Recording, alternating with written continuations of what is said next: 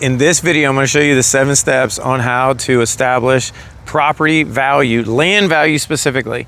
So we're going to go over it, and this is actually land that we currently are going to be developing. And so this is 9 acres, and we own 4 acres over there as well, so a total of 13 acres. So I'm going to walk through how I evaluate properties. If you don't know who I am, and the background actually has our office as well.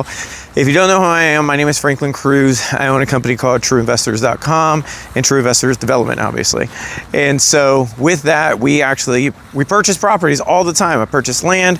One of the coolest projects I did was took one house to 41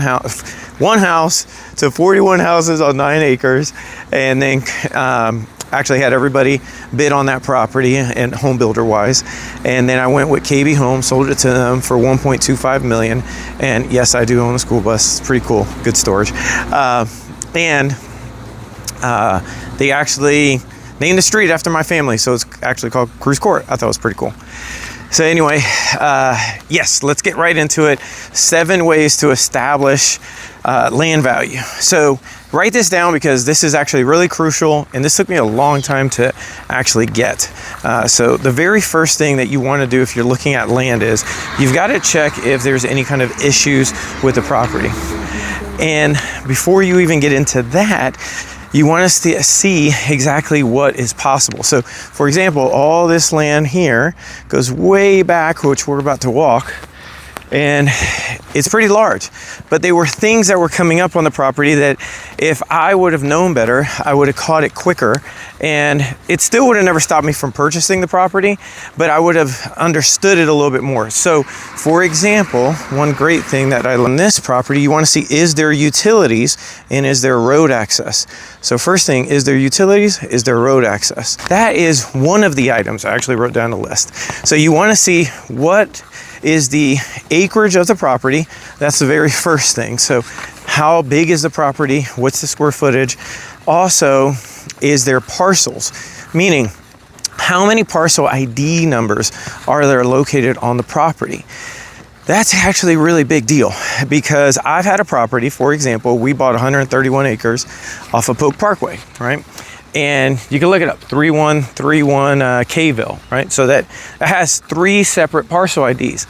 If I did not know that, to double check the parcel IDs, I actually could have purchased the property without knowing the parcel ID aspect of it.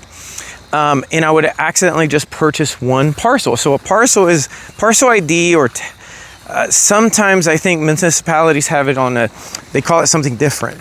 But basically what that means is it's kind of like the social security number for a property. And every single piece of property has a social security number. Don't go off the address.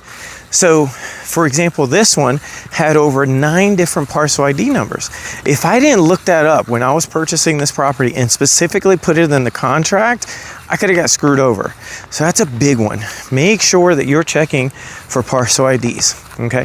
We actually established a trail on this property, so we can actually, before we're doing the development, I wanted people to see it.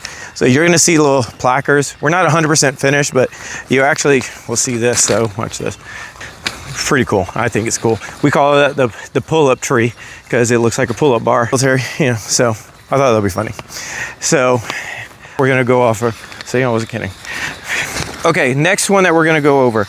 What's the square footage? What does that look like in a sense of the acreage or the parcel's square footage? If it's lower than acreage, it actually has square footage, like a 5,000 square foot parcel.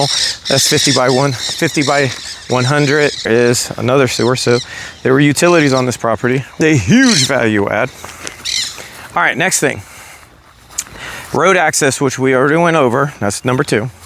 The other thing is, if you're looking at establishing a value on your land, or your own land, you've got to see what has actually sold around you that's similar. Now, it's got to be similar in utilities, similar in road access, similar in, does he have what I call the 3 items that are kind of important? Where am I getting my water?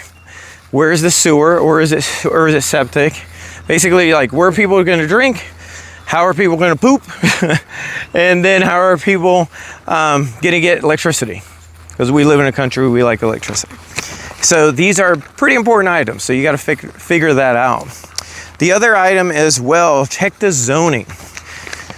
Zoning is a big deal, but not that big of a one that people think, because you can, what I have seen in my experience is we changed the zoning. This used to be single family, we changed it to high density multifamily. It used to be business park in the front, single family, and now we're changing it back. We're doing what they call a PUD rescinding, which is huge. And so these are little things that, tell me how this is nice. This is super cool. Anyway, so these are things that you've got to consider. Can I change the zoning? Can I do a max value add? You can actually unlock a crap load of value when you're dealing with a property. We're gonna stop over here at the, this is what I call the magic tree right here. See, got our little placard. This is version 1 placard. We got a better one coming. So anyway, talking about. Okay, so when you're talking about zoning, you can possibly change zoning. So don't get stressed out about it.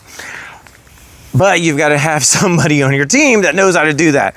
I'm going to layer away into something else now. Okay, so if you're having a piece of property, if you want to actually change the zoning, you do need a quarterback. And that's something I'm halfway decent at. I've done over 20 of these already. And so what I would say, I do a shameless commercial here. I do a 2-day intensive that I go over how to change zoning yourself. I've actually done this myself because I didn't have any money to hire civil engineers at one point, so I figured it out myself. And so I would say is what you want to do is, if you're interested, I could only have so many people apply because it's at my office. So I basically go over how to actually change zonings, how to build properties, how to do development, how to do creative deals. You know, it's 600 pages that I give you as a playbook. It's here at my office. You could apply at truedevelopers.com, truedevelopers.com. Okay, next. So now we're going to, shameless plug, right? True Developers to apply. Upgrades. Okay, so on the upgrades, what that looks like is you've got to see, does the property have infrastructure or not? For example, this property does have infrastructure. So that helps. That's a huge upgrade. That's saving about $1 million just because I have the infrastructure on site. But I did not know that until I started doing my research. So these are little things that you've got to understand how to do research. One thing that really helped me a lot, write this down, you could do this, is call your planner on call. So every local municipality has a building department, period. They have roads, they have infrastructure. They also have a planning department. Typically they have a planning department, or they're merged into one. And so what you can do is you can call the planner on call, send them your parcel ID numbers, and say, hey, this is what I'm thinking about doing. What's your thought process on this? Or can I change the zoning? Or what do you want to change it to? If you want to change the zoning, you have to tell them you want to change the zoning. I think I have a bug or something right there. There I do. Nice. That's a beautiful bee. Remember, don't piss off the bees, they don't piss off you. Okay, keep on going here. And so, improved areas. Is there anything, if you got a lot of trees, that you got to think about that too. Our goal is none of these trees back here, because they look awesome, that we are actually going to get rid of. None of these trees. My goal is there's 11 beautiful oak trees, and our goal is that we're not going to get rid of it, but you want to actually have this in mind. Okay, what am I going to do with this? To keep this or not? What does that actually look like? Because you're going to have to start getting bids on what, if I've got to level off the ground, if I've got wetlands. The other thing you want to think about is, does your property have easement issues? That could be a downgrade. So I call it upgrades versus downgrades, right? Upgrades is, it's already got a site development, right? It already has infrastructure. It already has utilities on plane. That's an upgrade. That's great. Now we're dealing with some downgrades. Downgrades is, okay, number one, when you're dealing with this is downgrades, you've got to think about like easements. So I think it's like 401 or 811 you could call and they'll double check if there's any lines. That doesn't check for easements though. So what I found the hard way and expensive way is, what you do is you want to call a survey company, your local survey company, and you want to let them know okay, this is what we want to do. We actually want to buy this land, but I need to find out specifically, is there any easements on this property? I need you to do an easement search. Now, I know what you're thinking. Well, frankly, isn't that why I have a title company? Aren't they doing that? No, they actually do not do that, and you don't want to rely on them at all. And so, and I found out this the hard way, is because you want to have the survey company do that, because now with the survey company, you can do a couple things, and I've done this. You can say, hey, is there any easements? They're going to find it. I've had that happen. You know, utility easements, water easements, you know, access easements. But what happens is you can't build on an easement. Typically, you could just park. So you have to get the easement agreement. You got to read it and see. But also, this could be a value add. If there is no easement, sometimes you could sell the easement. Behind me is the western trunk. So they want to upgrade utilities in this area. So they want to buy a sliver of the land in the back and create what they call a construction easement. Well, okay, well, we could possibly do that. Now, this is also on another property I had that we actually made a very good amount of money on, which I can't touch right now because it's in the side of the development. And that was, we sold a sliver and easement to People's Gas and Florida Gas. That was for a pipeline, for fuel, for natural gas. That was a big deal. They offered us a little amount. We found out that what they wanted, we got a lot more for the easement. So you could actually sell easements too. But you gotta, so one is, do you have easements on your site already?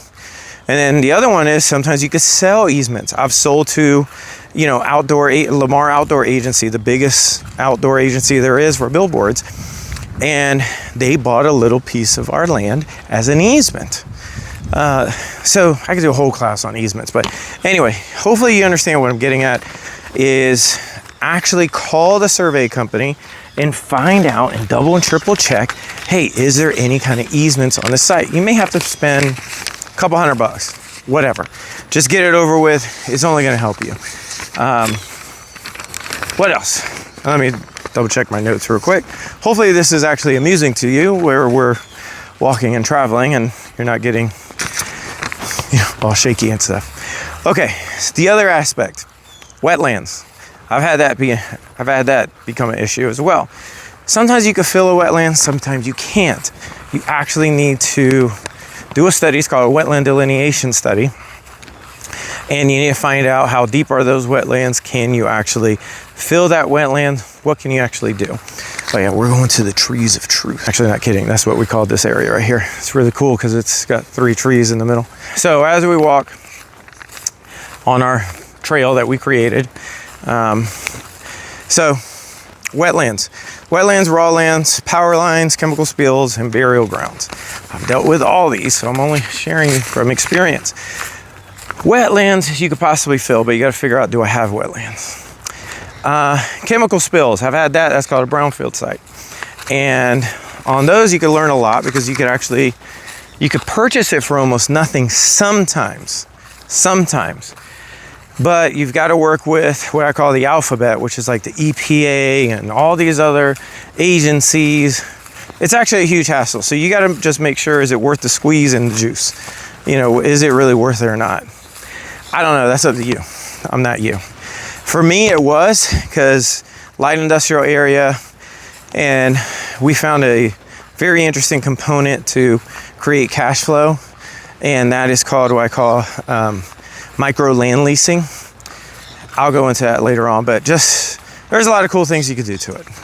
But you got to see, do I have what they call, did you do a ESA 1 or ESA 2 report? That means environmental site assessment. So these are things that you've got to think about whenever you're buying land. That I found that a lot of people, unless you don't go through it, like, unless you're not, if you're in the business, I've met people that are in the business, they don't even know this stuff. But for some reason, I have had every single freaking example that I'm talking about, I've had that happen to me.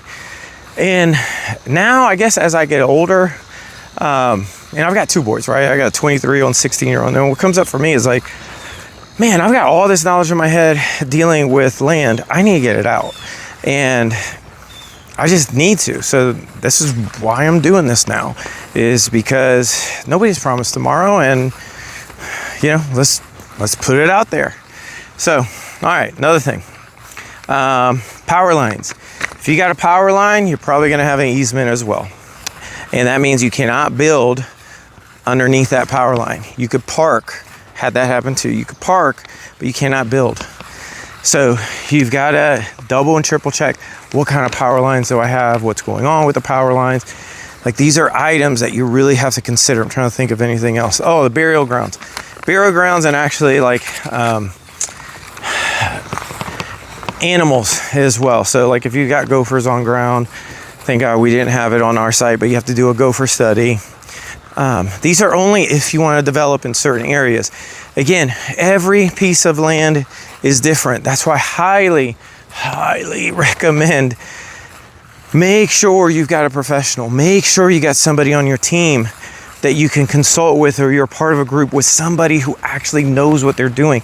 There's too many people that I've seen online that are lying to people, straight out lying. They have no history, they just don't have any experience.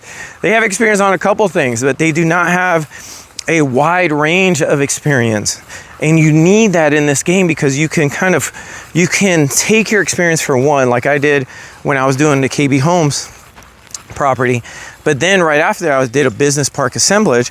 And so I started taking all the things I learned from the business park assemblage, which was like the power line issues, the wetland issues, changing the zoning from a business park, doing a cross drainage agreement, all these kind of things, you know, annexing one property to another to get into another county rather than the city that it's actually in, just all kinds of different things.